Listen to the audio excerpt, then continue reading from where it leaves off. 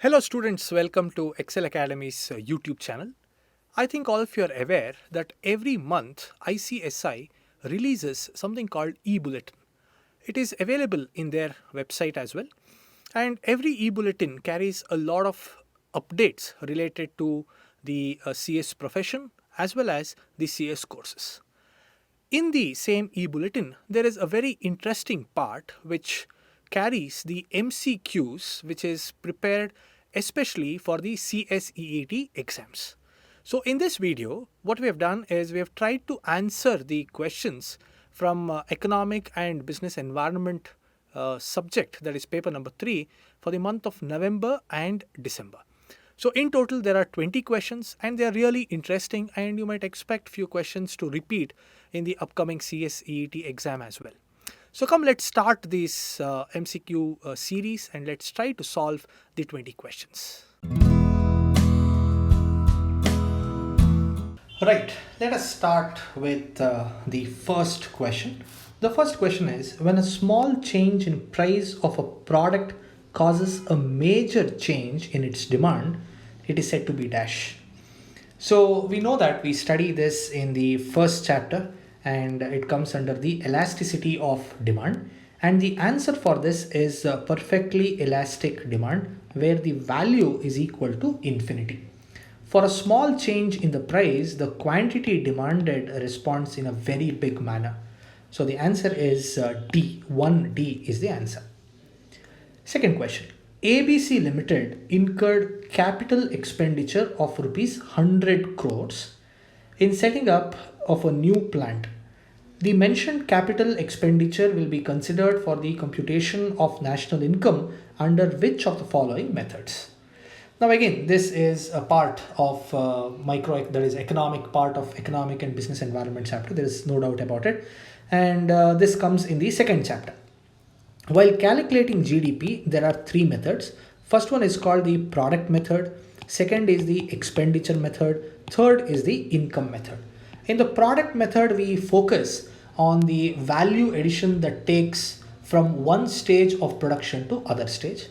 Whereas in expenditure method, we take into consideration the expenditure the government or the private investors incur to set up something. And the last one is the income method. Here we talk about the money earned by supplying the factors of production. So here we are talking about 100 crores which is spent by ABC Limited. It is spent. So it is an expenditure. So this should be expenditure method. So the answer for this is 2B. Let's go to the third question. Dash account for flows for those transactions where the government is merely acting as a banker. So we have studied this in the budget chapter. It is again chapter number 3 of economic and business environment. So we have something like, say for example, the PPF account, public provident fund account. So in this account, there is definitely money which is deposited by the people of the country. This money doesn't belong to the government, because when people demand for it, this money should be given back, but government can use this money till the time people ask for it. So here the answer for this is the public account. 3A is the answer. Let's move to the fourth question. Which of the following banks were not established by British East India Company? We need to be very, very clear when we read the question. So here it is not established. Bank of Bengal was established by the British. Bank of Bombay was also established by British.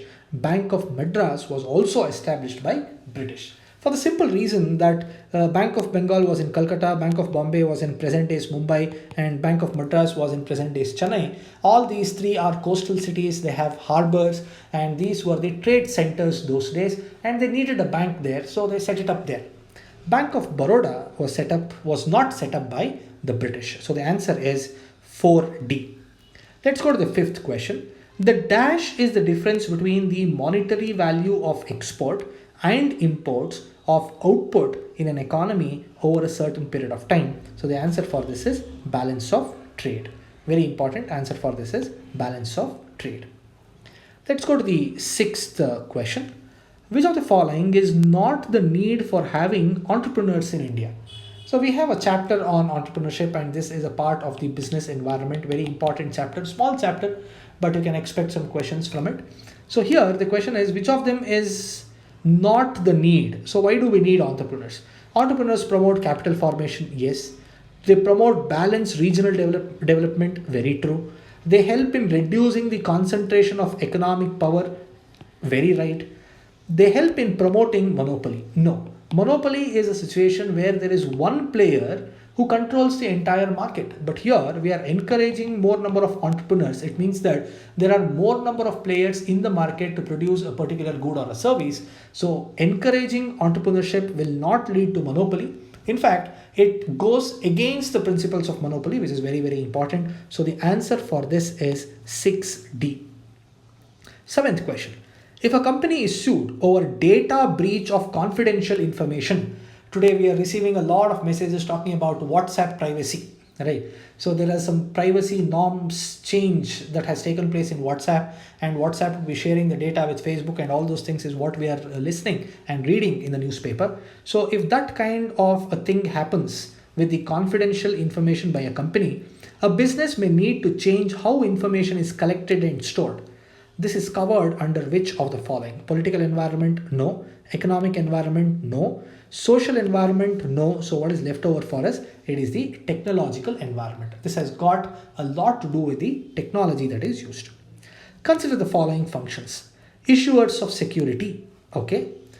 Protects the interest of the traders and investors, okay. Financial intermediaries. So these are the roles, and the question is, which of the following organization perform the aforesaid function? So who does all these things?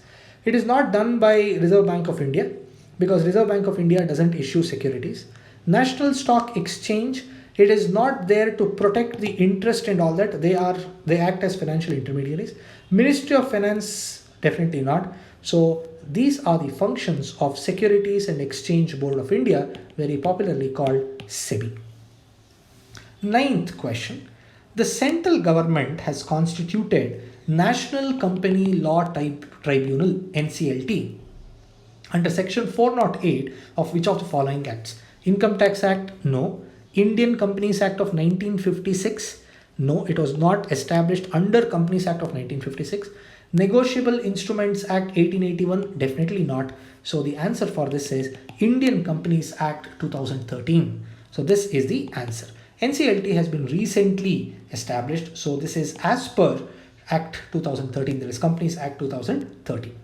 The Central Office of Reserve Bank was initially established but was permanently moved to Mumbai in 1937. This is a memory based question. So we just have to mug up this. So the answer for this is Calcutta. So it was first established in Calcutta, and later it was shifted to Mumbai, and from 1937 its headquarters is in Mumbai. Alright, let us take the next set of 10 questions. Again, this is from Economic and Business Environment. This is paper number 3 in the CSEET exam. In which of the following scenarios the law of demand is applicable? Given goods, not applicable. Articles of snob, it should be SNOB. Application, articles of snob appeal, not applicable. Speculation, not applicable. If you have read the textbook by now, you would have understood that there is a section which talks about the goods where the law of demand is not applicable, right? So there all the three are covered. So the law of demand is not applicable. So the answer is normal goods. Normal goods are those goods whose consumption increases when there is an increase in the income, and whose consumption decreases when there is a decrease in the income. So there the law of demand is definitely applicable. Which of the following is the formula for price elasticity of demand? So it is percentage change in the quantity demanded divided by percentage change in price. This is the formula to calculate the price elasticity of demand, and it is option A. It says percentage change in quantity demanded divided by percentage change in price. Which of the following, the third one, which of the following is used to compute operational surplus? Again, this is a memory based question. So the answer for this is C, where gross value added at factor cost minus compensation of employees minus the depreciation. So the answer is 3C. Fourth question. Dash was first development, understand this, first development financial institution of India set up to propel economic growth through development of infrastructure and industry. This word first is very important because if you look at the options, IDBI, IFCI, ICSI, SBI, all of them have worked towards improving the manufacturing sector or the industry sector of the country. But the question is the first one. The first one is, of course, IFSI, which was very clearly set up to establish the infrastructure and industry of the country. Fifth question. The holders of dash shares will get preference dividend if the company earns sufficient profit, but they do not have the right to claim unpaid dividend, which would not be paid due to insufficient profits.